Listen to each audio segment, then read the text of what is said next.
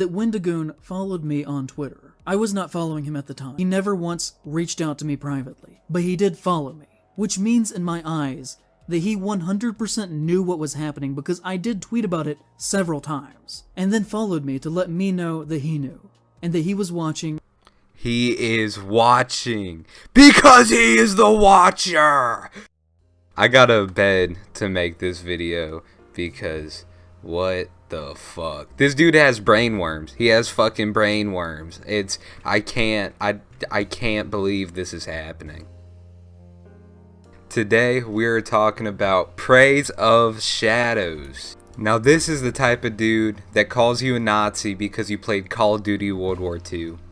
And if you watch a little further into the video, you'd realize people on Twitter would probably agree with him. But what I'm really getting into is this now deleted video where it called out a bunch of YouTubers, including, but not limited to, with Turkey Tom, Internet Historian, with Donut Operator, Nick Crowley, Shoe on Head, Brandon Buckingham, Oompaville, Mutahar, Brandon Herrera. Do not interact with these people, because if you do, you are an alt-right Nazi, and you should not be allowed in the public. Never, ever, ever. I care deeply about horror, and everything that he does has demonstrated so far in his career that he should not be welcomed in our spaces, or even, just in public in general. Now, I've seen a lot of bad videos, but this was the most nothing burger post I've ever seen in my life. But people seem to agree with this video, and I can't even wrap my head around it. It hurts my brain to see people agreeing with him on Twitter. Now, the people agreeing with him are in the minority. It's just a couple of freaks who didn't watch the video and agree with them because it supports their politics. Now, I suffered a whole 34 minutes to watch this video, and I came to the conclusion that this was just a clout move. It was a money move. He likes to point out in the video how poor he is and how he can barely pay his rent. There was a month last year where I only made $500 in ad revenue. I can't live off that. The amount of times that I've almost had to stop making videos since then has been almost monthly. I've barely been able to keep this afloat. I've paid my rent late most months for the past year. Then quit. Make better content or quit. Get a job!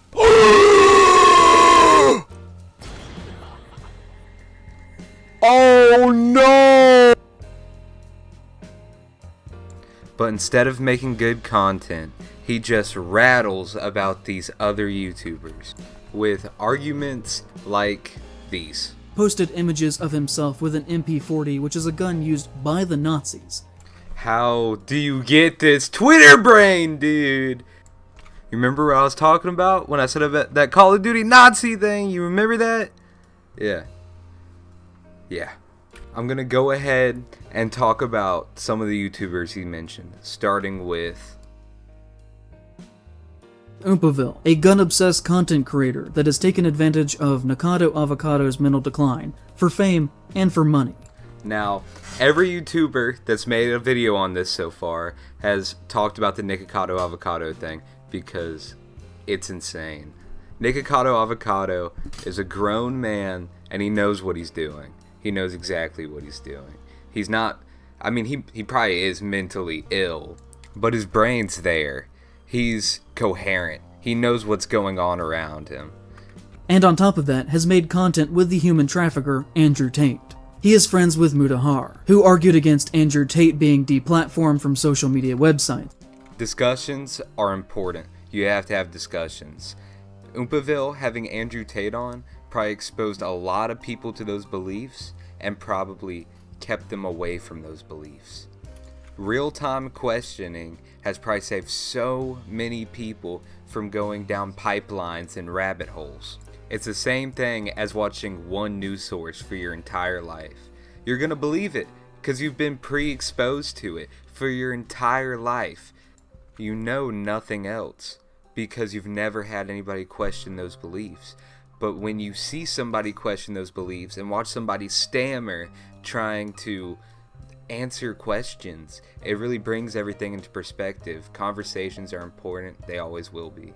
and has recently showcased a great deal of transphobia in his most recent video. No, that artist draws everybody like that. If you think that picture's transphobic, you're self-reporting, because it looks just like Keffel's. Now this is the most egregious one. He is friends with Brandon Buckingham, a gun YouTuber who has been accused of threatening rape.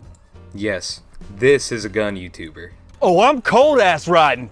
God bless. You spray out, you pay out. Pro-masturbation no matter what the form, aren't we?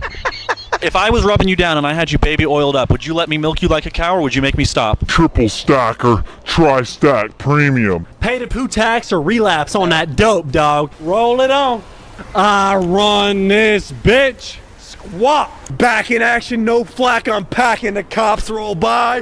What can I say? I'm fly. Let me smoke your shit. Now, he has apologized to Brandon Buckingham, so I'm not going to get on his ass too much. Even though the apology sucked ass, it was the worst apology I've ever seen. To Brandon, I do need to apologize to you for two things. The first, you are right. It was wrong for me to use that picture. I included it to show that you and Winnegoon had a closeness. There are other images I could have used to demonstrate that.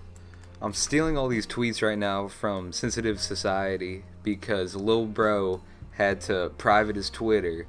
And I can't find none of this shit. It's taking me forever. Because I gotta go video to video to video to Twitter to Twitter. Brandon responded though in a very classy way. I couldn't have. I wouldn't have been able to. This video, just watching it, has pissed me off. Also, using a photo of my grandpa after his brain injury is super cool of you. You seem like a great guy. I want to shake your hand. Very classy, Brandon. But that just shows you how this dude is.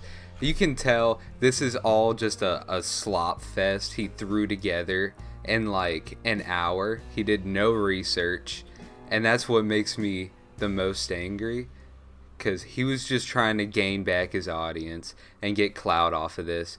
It was just a hit piece with nothing. It had nothing of substance.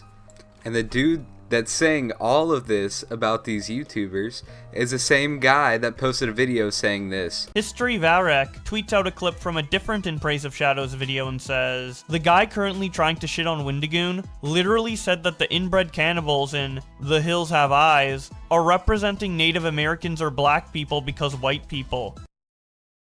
The Hill people can be representative of anything that you want them to be, really. They can be Native Americans, and the hills themselves can be allegorical of them being forced back onto reservations. They can be Black Americans that have for hundreds of years been forced to live within a dehumanizing system that has balances in place that assure that they never get ahead. They can be anyone who has been a victim of hundreds of years of horrifically violent, white, wealthy, educated progress. Dr. Valance says, "The Hill people are literally radioactive mutant incest monsters," and he immediately thinks, "These must be minorities. I don't know if this is worse than the orcs equals blacks or not." History Varek responds, "Breadtubers are unironically some of the most racist people out there." Now, in my opinion, that's crazy. Like, I don't think this guy's racist or anything. I just think he's stupid. Like, you can tell he has no conviction with literally anything he says. In my opinion, this dude's a coward, you know. But really, I think that's about all I can say about the situation. I mean, it's been covered a million times by now. I'm pretty late to it, but this was my first video.